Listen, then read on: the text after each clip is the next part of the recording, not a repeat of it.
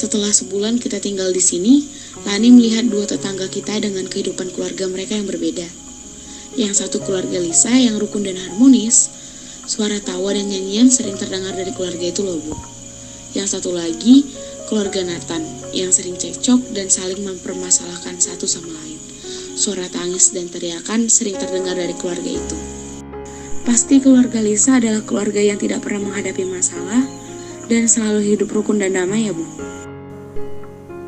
Benar, Ibu juga melihat apa yang kamu lihat dan mendengar apa yang kamu dengar dari kedua keluarga itu. Kebetulan besok Ibu dan Ayah harus ke kampung. Ada acara keluarga yang harus Ibu dan Ayah hadiri. Karena kamu harus belajar daring, Ibu akan menanyakan mamanya Lisa apakah kamu boleh tinggal di rumah mereka selama 2 hari. Nanti kamu lihat keadaan keluarga mereka sesungguhnya ya.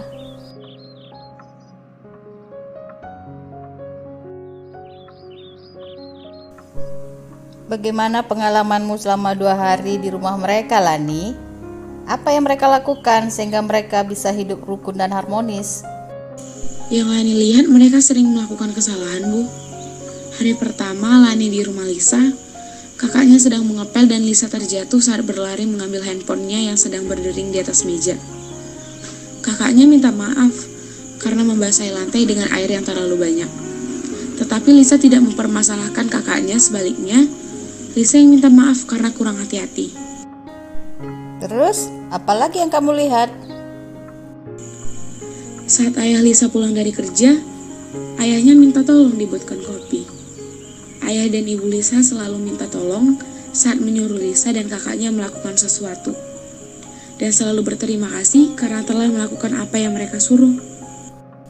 Selain maaf, tolong dan terima kasih, keluarga Lisa juga sering mengucapkan kata permisi, khususnya saat Lisa berjalan lewat depan ayahnya yang sedang duduk.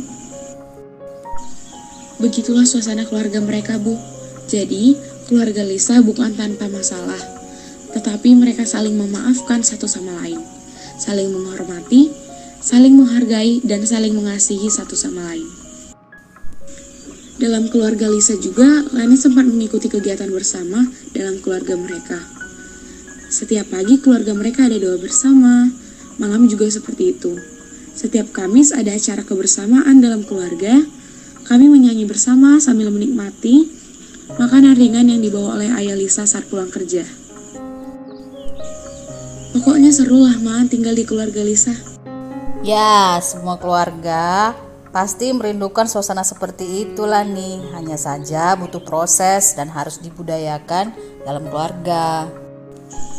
Benar Bu, Pak Anton juga bilang seperti itu tadi saat belajar daring. Kebetulan, materi kami hari ini tentang peran keluarga bagi perkembanganku. Kebetulan, ada tugas yang harus saya kerjakan dari Pak Anton. Lani, permisi kerjakan tugas dulu ya Bu. Ya sudah, kerjakan yang baik-baik ya. Baik Bu.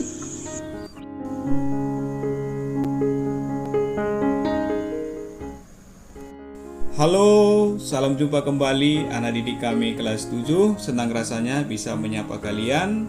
Saya harap kalian tetap semangat untuk mengikuti pembelajaran kita pada hari ini. Nah, hari ini kita akan mendalami materi kita bab yang ketiga, yaitu peran keluarga, sekolah, gereja, dan masyarakat bagi perkembanganku. Nah, tema ini akan kita dalami dan kita tuntaskan dengan 4 subtema. Subtema yang pertama yaitu peran keluarga bagi perkembanganku. Subtema yang kedua yaitu peran sekolah bagi perkembanganku. Subtema yang ketiga, peran gereja bagi perkembanganku. Dan subtema yang keempat, peran masyarakat bagi perkembanganku. Baik, mari kita awali dari subtema yang pertama, yakni peran keluarga bagi perkembanganku. Nah, subtema ini akan kita bagi menjadi 2 bagian. Yang pertama yaitu perkembanganku, dan yang kedua nanti adalah peran keluarga bagi perkembanganku.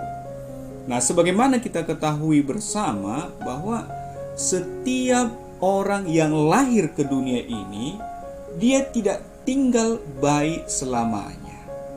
sebaliknya dia mengalami pertumbuhan dan perkembangan, baik secara jasmani maupun secara rohani. Nah, untuk perkembangan jasmani dan rohani ini, kita membutuhkan banyak hal. Nah, untuk perkembangan jasmani misalnya, kita membutuhkan pakaian, makanan, tempat tinggal, istirahat, dan olahraga.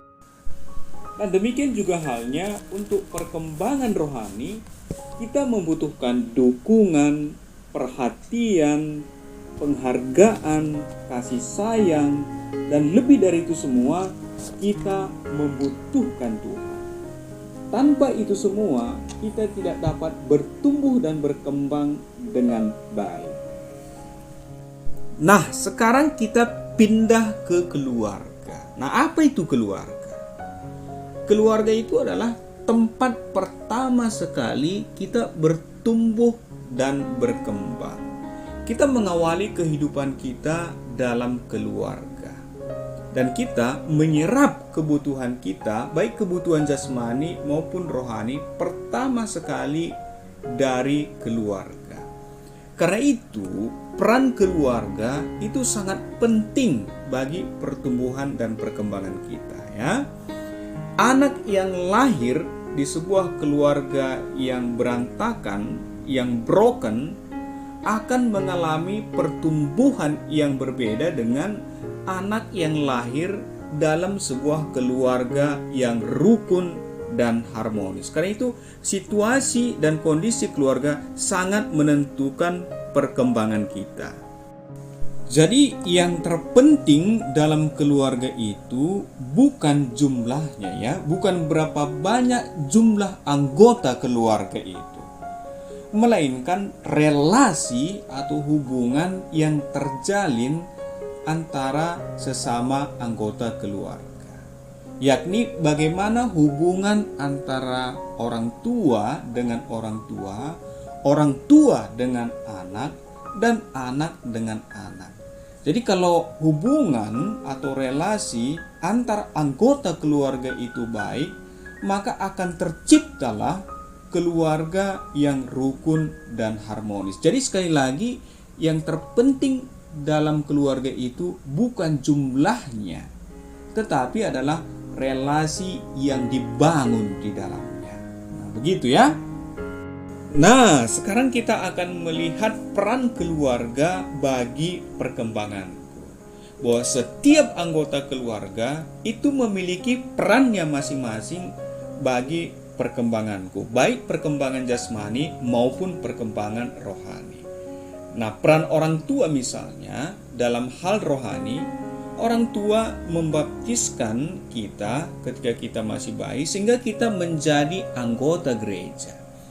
Orang tua juga mengajari kita berdoa dalam keluarga dan juga mengajarkan kita akan kitab suci dan merenungkannya, memperkenalkan tokoh-tokoh yang terdapat dalam Alkitab dan juga tokoh-tokoh yang terdapat dalam gereja kita, ya.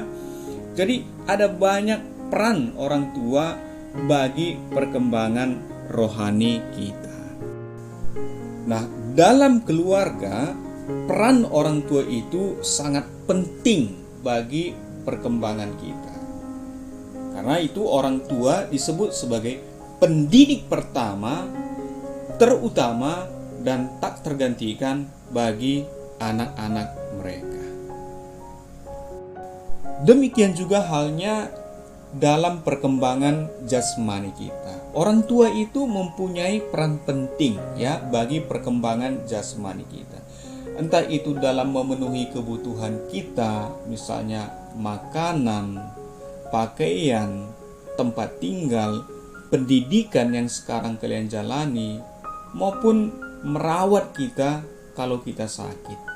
Jadi semua itu kita dapatkan dari orang tua. Karena itu peran orang tua sekali lagi adalah pertama, terutama, dan tak tergantikan, baik dalam pemenuhan kebutuhan jasmani maupun dalam pemenuhan kebutuhan rohani kita.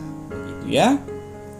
Nah, sebagai tugas, saya akan membagikan kepada kalian beberapa gambar untuk kalian amati. Dan tugas kalian adalah memberikan judul yang tepat untuk masing-masing gambar tersebut. Apa judul yang tepat untuk kita berikan pada gambar nomor 1, nomor 2, nomor 3, dan nomor 4? Lalu berikanlah alasannya mengapa itu yang kamu berikan sebagai judul untuk masing-masing gambar tersebut. Nah, yang kedua, coba kamu tuliskan aktivitas apa sajakah yang dilakukan secara bersama-sama dalam keluargamu dan aktivitas apa sajakah yang dilakukan secara pribadi dalam keluargamu, ya. Sekian dan terima kasih.